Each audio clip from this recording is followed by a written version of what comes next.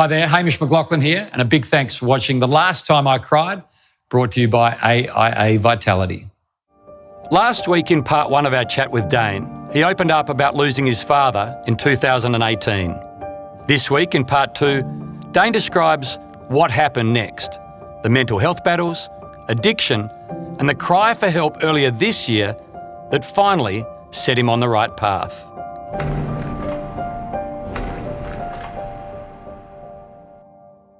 The year that he died, every single game, I think for 16 weeks, every single game, I'd melt down on the day before a game. And sometimes my wife would have to drive down to the park to literally get me and take me home because I'd just have meltdowns.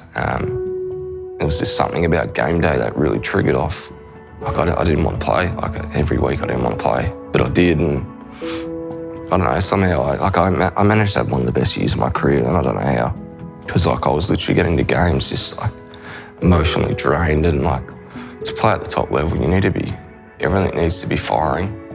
Yeah, I just didn't really ever want to be playing. It just felt like something was missing, and there was. Yeah. So there's a big part of my footy life that wasn't there anymore, and there's obviously a lot of speculation about me and my future with footy, and I don't even really think about it a whole lot. I'm just enjoying the fact that I've been happy the last 3 or 4 months. Life's been really good for me. What do you want to do? At the moment, but I'm just enjoying the fact that I'm getting out of bed every day, feeling good about myself and enjoying life, because there were stages where I didn't want to wake up. I don't think people get mental health.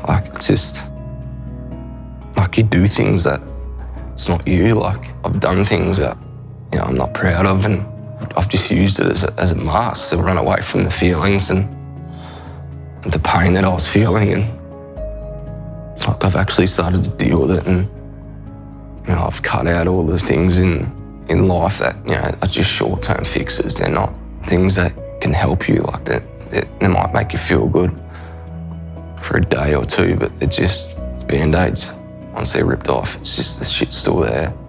You got to be willing to do the work and roll your sleeves up and get dirty and try and make your life better. And I learnt this the hard way. It's got to be you that's got to do it. No one else can do it for you. When did you realise you had a mental health issue, depression, and you were being affected? You had an inclination, might have been there, but you suppressed it, or did it all come at once? How did it manifest itself? There was always signs probably before Dad that I was suffering from some internal stuff.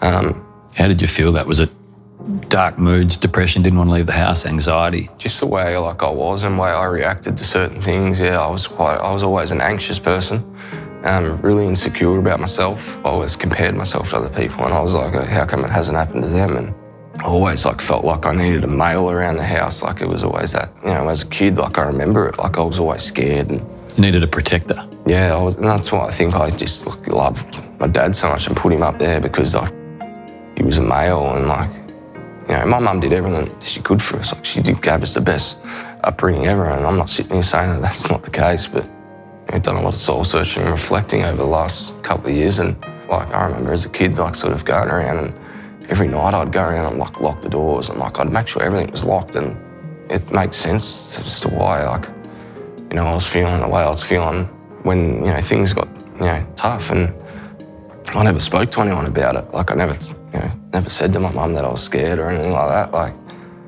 just went along and just kept doing what I was doing. And you always hear parents saying, cry and stuff in front of your kids, and it's why not? I don't understand what's the big deal. If anything, it shows your kids that it's all right to do that. It's all right to feel certain emotions, and I always feel better when I cry. So I used to lie a lot about how I was feeling. And because you're embarrassed how you were feeling? Been in a footy club for 12 years, you're around a lot of big personalities, and you kind of feel like you need to be someone that you're not. Yeah, it is hard to go in there and be a shy, private person, because you're in the public eye, and probably the AFL environment probably never suited me, to be honest. It's not, and that's nothing against it, because footy's been unbelievable for me. When was your darkest day? Yeah,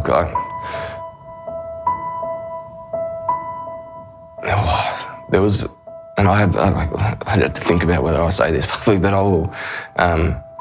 No, there was a moment where I can't even remember, to be honest, because I was actually concussed in the incident. But I crashed my car deliberately.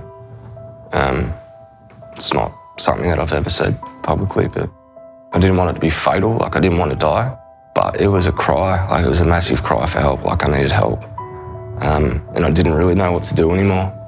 I didn't want to die. I didn't want to end my life, but it was, at the time, it was like the only thing. I just didn't know how to get out of the shit that I was in. Like, I feel like you need to hit rock bottom to go back up, and for me, like, that was the lowest I got. The thought of, like, putting my kids and my wife through that, just serious, like, it makes me feel sick. But it's just where I was at. Like, I just didn't know what to do anymore. I didn't know where to turn. Like, I just wanted someone to help me. Like, and I don't know why I felt like that was what I needed to do that, but it just was at the time. And I don't ever encourage anyone to do any of that, because there's always someone willing to help. And I mean, there's other things that were going on that, you know, I'm not comfortable with sharing yet.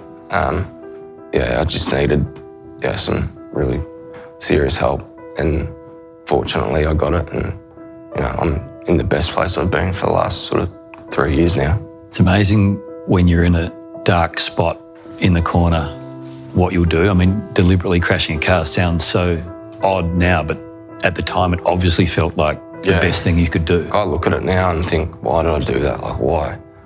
Like, the male suicide rates are just ridiculous. But, like, I know how you can get to that point. Like, I like, now reflecting on it and looking at it, it's just such a selfish thing to do. But at the time, like, that's how I was feeling. I feel like I can control it now, but at the time I felt like I didn't. And I guess that's why so many males take their lives, because they just feel like that there's no other way out. Why do you reckon more males than females? Can't talk, just feel like you're embarrassed, feeling like you're a pussy if you speak about this sort of stuff. Like, it's an old school way of thinking. I think we're getting a lot better at being open and honest, and like, it's still hard for me to talk about my emotions, like, with my wife now. I'm getting a lot better at it.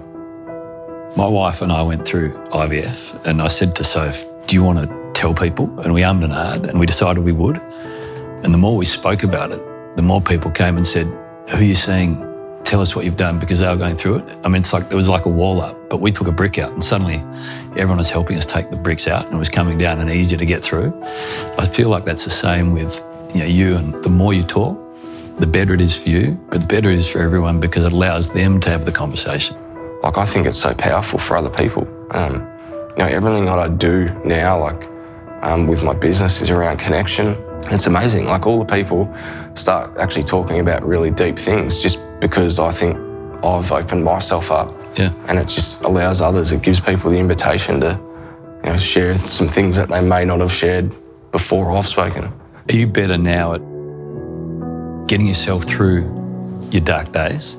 I had all these good things to be happy about, but I just wasn't happy. Now I live on a really simple motto of, like, I just live day by day. I try and surround myself with positivity now. Like, I listen to a lot of positive people speaking in podcasts. Like, I love just hearing people's positivity, even if it's over the top. It just rubs off on people. Infectious. Yeah, like, they always say, like, do something for someone else. It always makes you feel better, and it's so true. Healing yourself through healing others. Yeah. I get a lot of people reach out to me, and the first thing I always say to them is, like, try and do something for someone else, even if it's your family, your partner. Do something for them, because it'll instantly make you feel better. I instantly sort of bonded with other players that came out. Tom Boyd, like, I used to sort of, every now and then, like, I'd chat to Tom, like, just through Instagram, send him a message. So you just connect with other people that sort of open up and let themselves, like, be vulnerable. So I think that's why people connect with me, because, like, I am so public about it all. And people probably get sick of the fact that I'm public about it, but, I'm not going to stop, because I know I help people. Yeah.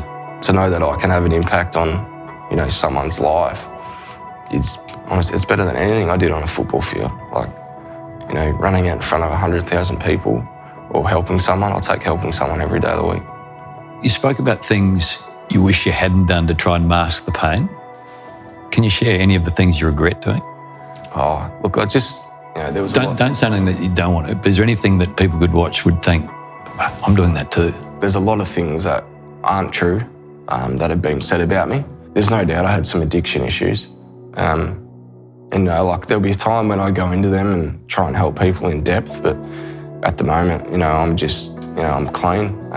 And the only reason I'm saying this right now is because I know that there's a lot of people out there that are masking their pain with, whether it's gambling, whether it's drugs, whether it's alcohol, they're masking in some way. And, you know, I'm living proof that it just doesn't help. It just puts you further and further back. I look back at the mistakes that I've made and they're going to shape the person that I am moving forward. You know, I've put people through a lot of discomfort and pain, and I'm not going to just sweep it under the carpet and act like it didn't happen. It happened. And I'm going to own that and take responsibility for it, but at the same time I'm going to learn from it. And the person that I am moving forward, you know, is going to be someone that people can look up to. Better husband, better father. Yeah, and that's the main thing. Yeah, I'd just advise you all just to sort of, if there's a pattern developing, just to sort of get the help now, get it now, because yeah, you'll live a long and happy life. Like it'd be a bit of short-term pain for long-term gain. And for me, like I see it, like it was so hard at the start. But like I say to them, it'll just keep getting easier and easier. And that's why sort of I live by my day-by-day thing. Like it's just, every day is easier, and every day that you don't do any sort of destructive behaviour is a step in the right direction. We're all learning and we've all got issues. And you speaking has been enormous. Thank you. Yeah, thanks for having me.